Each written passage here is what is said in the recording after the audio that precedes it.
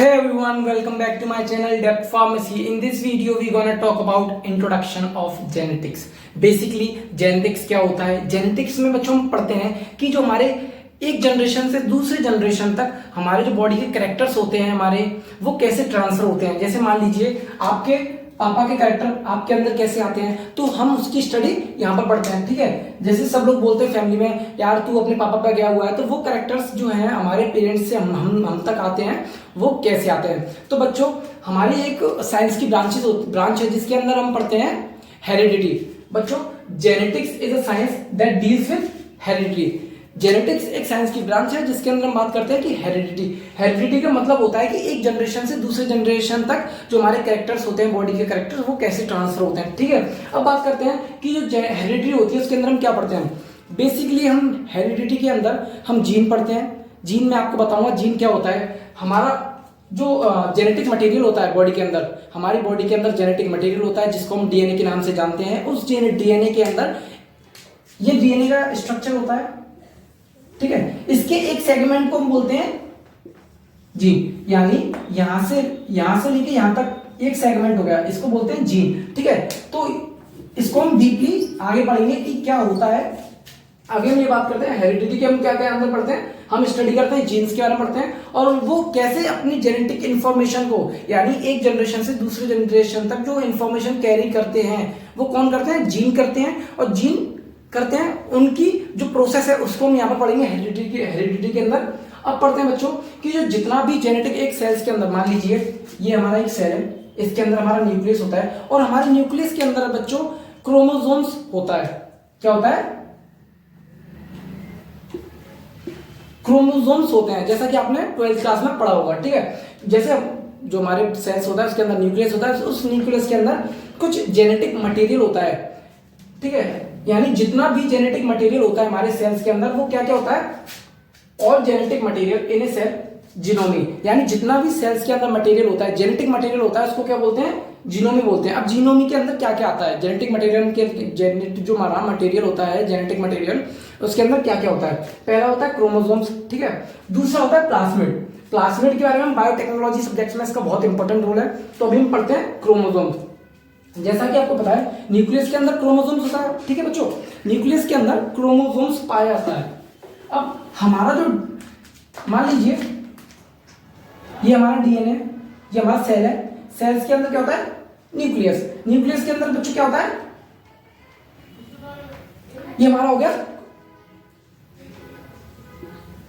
Chromosomes. ठीक है, अब क्रोमोसोम्स बनते कैसे हैं वो हम आगे पढ़ेंगे। ठीक है, जब तक आप ये आपको थोड़ा हिंट हो गया कि हम जीनोमी के अंदर क्या पढ़ते हैं, क्रोमोसोम्स पढ़ते हैं, प्लाज्मिड पढ़ते हैं। और जीनोमी क्या होता है, जितना भी सेल्स के अंदर जेनेटिक मटेरियल होता है उसको हम जीनोमी बोलते हैं। ठीक है बच्चों, जो जीन होता है मैंने अभी आपको बताया था कि हमारा डीएनए है, डीएनए की एक सेगमेंट को क्या बोलते हैं, जीन, यानी डीएनए की सेगमेंट होती है, उस डीएनए का कुछ पार्ट होता है उसको हम बोलते हैं जीन, जो कि हमारी इंफॉर्मेशन को कैरिड आउट करता है। जेनेटिक इंफॉर्मेशन यानी अपने पेरेंट्स से लेके अपने डॉटर तक या फिर अपने जो सन है वहां तक इंफॉर्मेशन कैरी आउट करता है। ठीक है, विच कोड फॉर फंक्शन प्रोडक्ट, यानी ये क्या करता है, कुछ कोडिंग करता है, यानी जो जीन होता है हमारी बॉडी के लिए कुछ कोड करता है। वो क्या करता है, कुछ स्पेसिफिक प्रोडक्ट बनाता है, जैसे कि आरएनए, टीआरएनए, ट्रांसफर आरएनए, ये कुछ प्रोडक्ट है ये की बनाता है। वो क्या करते हैं, हमारे जेनेटिक इंफॉर्मेशन को ट्रांसफर करने के लिए हेल्प करते हैं। ठीक है, हमें पता है कि हमारा मान लीजिए ये हमारा एक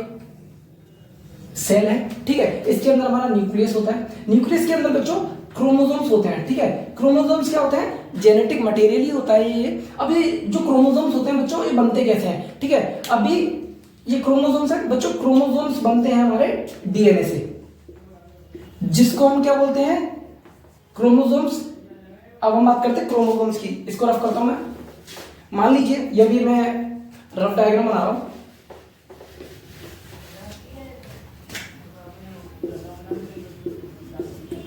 ये क्रोमोसोम्स है।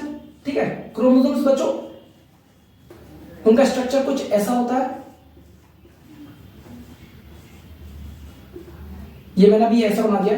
क्रोमोसोम्स बच्चों बनते हैं हमारे डीएनए से। ठीक है, डीएनए को हम ज्यादातर आपने सुना होगा, डीएनए को हम जेनेटिक मटेरियल भी बोलते हैं क्योंकि ये जेनेटिक मटेरियल होते हैं। यानी ये हमारा डीएनए कैसा होता है बच्चों, डीएनए का स्ट्रक्चर होता है हमारा डबल हेलिकल स्ट्रक्चर होता है। इनको हम आगे पढ़ेंगे, डीपली पढ़ेंगे, अभी तो हम इसका ओवरव्यू ले रहे हैं।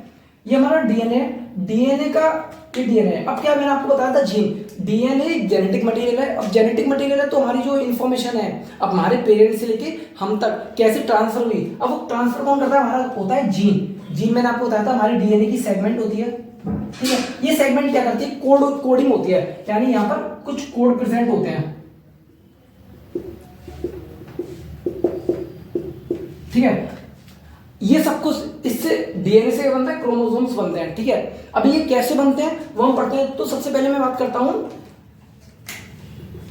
डीएनए की। तो सबसे पहले हम डीएनए की बात करते हैं कि सबसे पहले हम बात करते हैं क्रोमोसोम्स की, क्रोमोसोम्स के अंदर क्या क्या होता है और ये कैसे बनता है, ठीक है। तो बच्चों हम बात करते हैं क्रोमोसोम्स। जैसा कि मैंने आपको बताया था, जो हमारा क्रोमोसोम्स होता है वो बहुत सारे डीएनए से मिलकर एक क्रोमोसोम्स पेयर बनता है, ठीक है। अब बात करते हैं क्रोमोसोम्स स्ट्रक्चरली कंप्राइज, यानी जो क्रोमोसोम्स का स्ट्रक्चर है वो कैसे बनता है, DNA in the form of tightly coiled bundles. यानी बच्चों क्या होता है, ये हमारा डीएनए है, यानी डबल हेलिकल हमारा स्ट्रक्चर होता है डीएनए का। अब ये क्या करता है, ये डीएनए क्या होता है, यानी ये प्रोटीन है, ठीक है, एक बॉल लाइक का प्रोटीन, मतलब बॉल शेप का प्रोटीन होता है जो कि हमारे सेल्स के अंदर प्रेजेंट होता है। इस सेल्स के ये प्रोटीन है, इस प्रोटीन का नाम है बच्चों हिस्टोन प्रोटीन।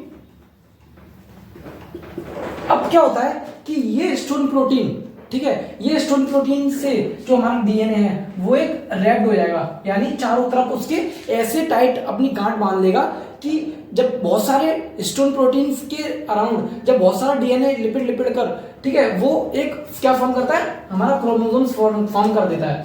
जैसे कि मान लीजिए ये हमारा डीएनए, अब नहीं ये हमारा प्रोटीन है, ये हमारा हिस्टोन प्रोटीन है, ठीक है। अब हिस्टोन प्रोटीन में क्या होगा, ये हमारा डीएनए, ठीक है। अब डीएनए इससे रैप्ड होकर एक बंडल बना लेगा, बहुत सारे बंडल बना लेगा। यानी मान लीजिए आपको रफली स्ट्रक्चर बताऊं तो मैं, ये मान लीजिए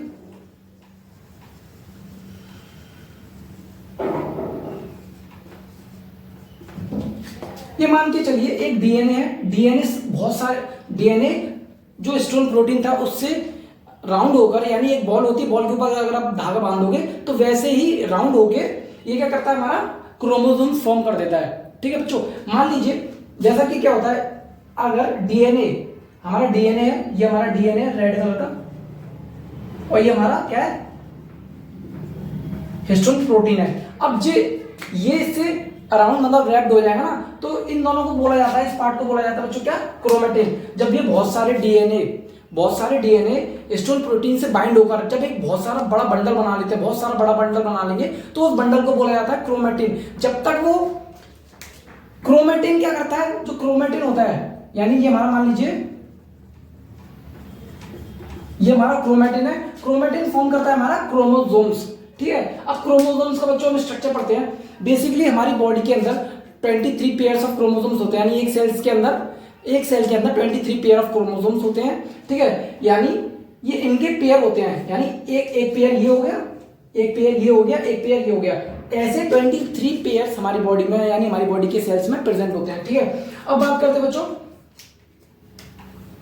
जो हमारा इसका स्ट्रक्चर देखिए, जो अपर लोब होते हैं वो शॉर्ट भी हो सकते हैं और लार्ज भी हो सकते हैं, ठीक है, लॉन्ग भी हो सकते हैं। अब जो यहाँ पर हमारा है इसको हमने डिनोट किया पी आर्म बोलते हैं इसको, और जो अपर होता है इसको पी आर्म बोलते हैं, और नीचे का होता है इसे क्यू आर्म बोलते हैं। जो क्यू आर्म होता है बच्चों बेसिकली लॉन्ग आर्म होती है, यानी लंबी, इसकी लेंथ ज्यादा होती है, और इसकी लेंथ जो होती है पी आर्म की वो कम होती है, ठीक है। अब जो इसके अंदर इधर एक यानी जो इसका सेंटर है, इस सेंटर को बोलते हैं सेंट्रोमियर, ठीक है। फंक्शन ऑफ क्रोमोसोम्स, पहला फंक्शन हमारा स्टोरेज ऑफ जेनेटिक कोड, यानी जो हमारा क्रोमोसोम्स होता है उसके अंदर कुछ जीन्स होते हैं, यानी डीएनए होता है, डीएनए के अंदर क्या होता है, जीन्स होते हैं। जीन्स क्या करते हैं बच्चों, वो कुछ कोड होते हैं उसमें, ठीक है, वो कोड कैरी करते हैं जेनेटिक इंफॉर्मेशन को, तो उसमें उस जेनेटिक इंफॉर्मेशन को, यानी जो जेनेटिक कोड होते हैं उनको स्टोरेज करके रखता है। यानी ये हमारा एक क्रोमोसोम्स है,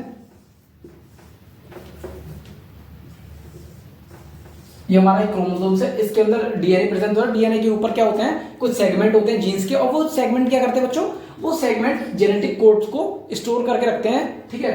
अब बच्चों हम बात करते हैं हमारा डीएनए। डीएनए क्या है, डीएनए एक लॉन्ग पॉलीमर डीराइबो न्यूक्लियोटाइड की एक चेन होती है, बहुत पॉलीमर होता है, यानी जो डीएनए होता है बच्चों, डीएनए किससे बना होता है हमारा, एक न्यूक्लियोटाइड से बना होता है। डीएनए हमारे लॉन्ग चेन ऑफ न्यूक्लियोटाइड से बना होता है, और जो लॉन्ग चेन ऑफ न्यूक्लियोटाइड किसकी होती है हमारी, वो होती है वो डीऑक्सीराइबो न्यूक्लियोटाइड की होती है। ठीक है, अब क्या होता है बच्चों, जो न्यूक्लियोटाइड होता है यानी हमारा जो डीएनए है वो किससे बनता है, न्यूक्लियोटाइड से। और जो न्यूक्लियोटाइड के अंदर आते हैं हमारे, एक शुगर आएगा, ठीक है, एक बेस आएगा, बेस होता है, शुगर होता है, बेसिस होते हैं, और एक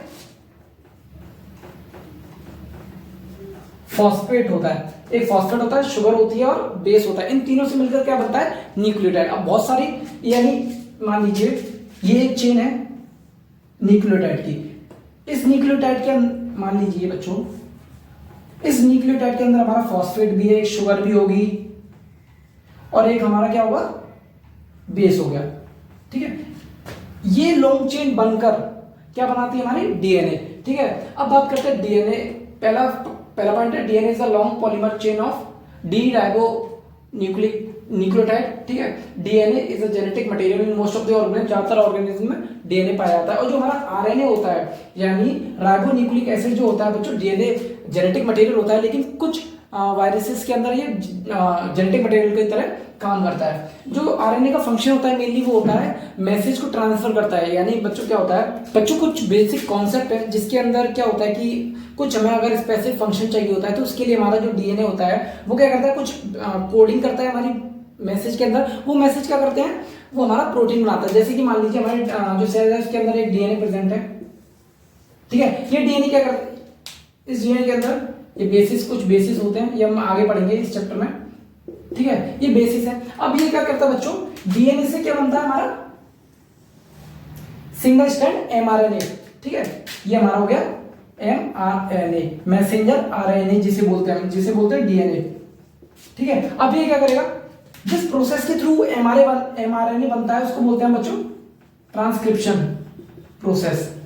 ठीक है, अब क्या करेंगे, जो सिंगल स्ट्रैंड एमआरएनए बना, ये क्या करेगा, ये हमारा न्यूक्लियस से बाहर जाएगा, साइटोप्लाज्म, सेल के साइटोप्लाज्म में जाएगा, वहां पर राइबोसोम्स होता है। ठीक है, अब राइबोसोम्स के ऊपर ये अटैच हो जाएगा। जैसे ही वहां पर अटैच हुआ, क्या करेगा हमारा, ये प्रोटीन सिंथेसिस कर देगा। वैसे ये लॉन्ग प्रोसेस है, इसकी बहुत लॉन्ग प्रोसेसिंग है। अब वो कैसे होगा वो हम आगे पढ़ने वाले हैं। अब एमआरएनए से जब प्रोटीन बनता है बच्चों, इसे बोलते हैं ट्रांसलेशन, इसे हम बोलते हैं ट्रांसलेशन। ठीक है, डीएनए से एमआरएनए बना, एमआरएनए से प्रोटीन बना। अब ये प्रोटीन कैसे बनता है, इसको हम सबसे पहले हम पढ़ते हैं, इसके बारे में पढ़ेंगे डीएनए को। जब हम उस डीएनए को खत्म करेंगे उसके बाद हम पढ़ेंगे मैसेंजर आरएनए, फिर हम प्रोटीन कैसे फॉर्म होता है उसकी प्रोसेसिंग पढ़ेंगे। ठीक, अगर आपको वीडियो पसंद आई हो तो लाइक करें, सब्सक्राइब करें, अपने दोस्तों के साथ शेयर करें। ठीक है, और अगर आप वीडियो चाहते हैं तो हमें आप कमेंट सेक्शन में जरूर बताएं। Thank you so much, have a good day.